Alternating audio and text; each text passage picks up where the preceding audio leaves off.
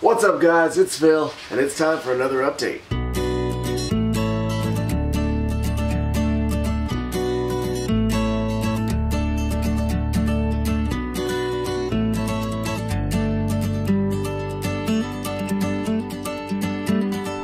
So I'm going on week 3 of being sick. Hopefully this is the end of my sickness, and hopefully you can hear me because I can't really talk. And when I can, it hurts. So I'm not going to do a lot of talking in this update, which is good for you. It is finally time to get on the projects for 2020. I've got a Murphy bed that I'm in the process of building that needs to go be installed. And then I've also got a project that I'm starting today. It's a couple of projects. It's going to be a Murphy bed, at least a desk, I think another desk, and then a dining table, bench, and I think some chairs as well. So I've got to see exactly what's in the order, but I'm not 100% sure, but that's okay because what I'm starting on today is the built-in Murphy bed. I've had a lot of consultations recently, which is great because I've actually stopped advertising. But I'm getting word of mouth, at least 2 new consultations every single week, which is really good because right now they're panning out pretty well and I'm getting booked pretty far out. So that's a really good thing. I've got the trailer going, so oh yeah, by the way, this is going to be my first project working exclusively out of the new trailer, which is probably going to be awesome, except that it's pouring rain right now. I've also got a new canopy, so hopefully I can figure out a way to keep everything dry. So I'm going to go ahead and get going. I think this project's going to be a really good start to 2020, and I'm excited to get it started. I'm excited to work out of my trailer. I'm not excited about the rain, but it is what it is. Let's go.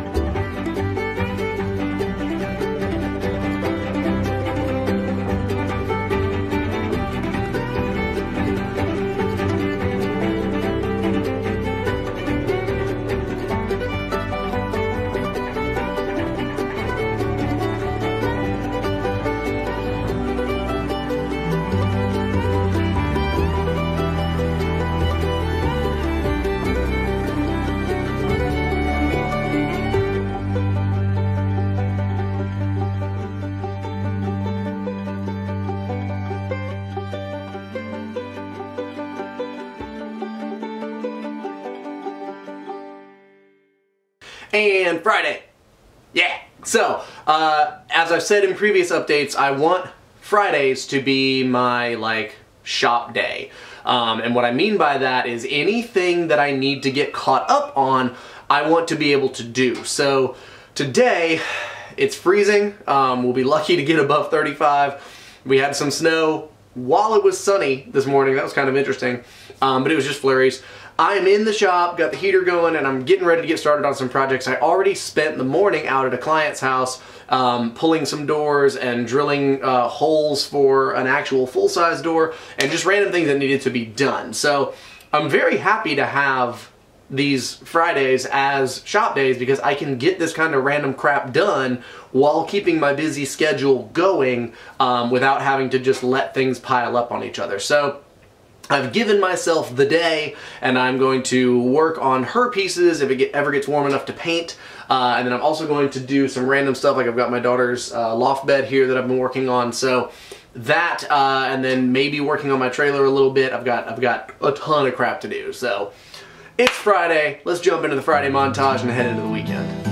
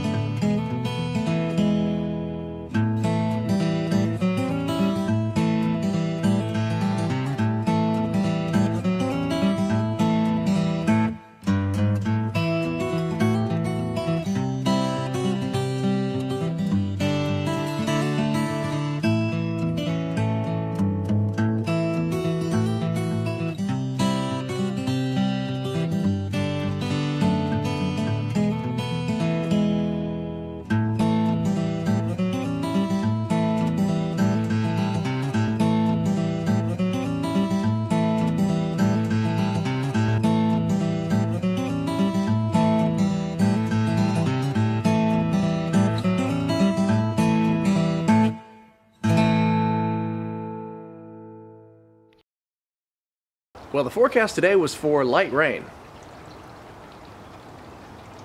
Welcome to Tennessee. But in all seriousness, I just finished up my Murphy bed project. I still have to build like a foot leg thing that goes across the support. But I'm gonna go ahead and do that back at my shop because it is raining and sleeting and snowing right now. I don't feel like getting my saws back out, so I'm gonna go ahead and do that there, paint it, and bring it and install it when I do the final touch-ups and all that kind of stuff at the end of this project. So now the next step is to go ahead and get started on the desks and the other projects. And I just got a deposit from somebody who wanted me to like try and get the job done in the next 2 or 3 weeks. It's a very small project, so I went ahead and took it on, which was probably stupid, but we'll see how that pans out. So I'm gonna go ahead and head back to the shop and get started on those pieces. And my painter is gonna be out here this weekend and early next week to get this thing painted, and I'll be back to get it finished up. So I just made it back to the shop, and I am excited to get started on some stuff. It's a little late in the afternoon, but also, this place is a mess. I cannot work when my shop is this messy. Partly because it's just hard to move around, partly because new projects damage old projects and whatnot, and partly because I literally experience a mental block when everything is so chaotic in my workspace. So I'm going to spend the rest of today getting my shop cleaned up and organized. I'm gonna get going on that. I've got a fire going in the stove, and hopefully that's gonna warm this place up just a little bit because it is freezing as heck right now. That doesn't make any sense, but whatever. Montage.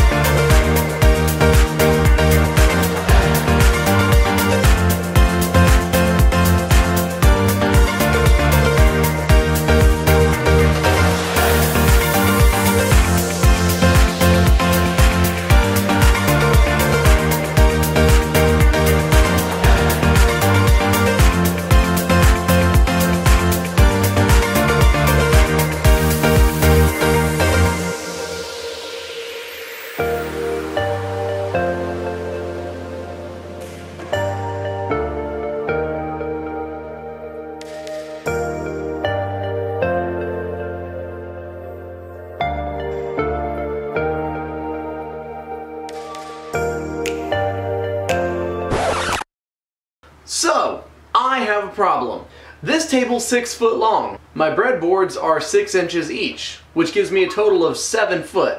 My table base is for an 8 foot table. My customer ordered an 8 foot table. Do you see the problem? So here's my plan. I have a 12-inch wide poplar board. I have one. It's 10 foot long, so I can get 6 feet out of that, but it needs to be milled down. I've already done all the milling for this, but luckily I still have the breadboard ends that I did not use to compare it to. So I'm gonna save those 2 breadboard ends for a different dining table that I've got to work on, and I'm going to go ahead and use this 12-inch wide board for breadboard ends. I don't like doing breadboard ends that are that wide because there's still some wood movement that you have to account for, but I think I should be okay. And I need to make up that extra foot somewhere, so instead of just having 6-inch breadboard ends, I'm going to have 12-inch breadboard ends, and it's going to make for an 8 foot long table.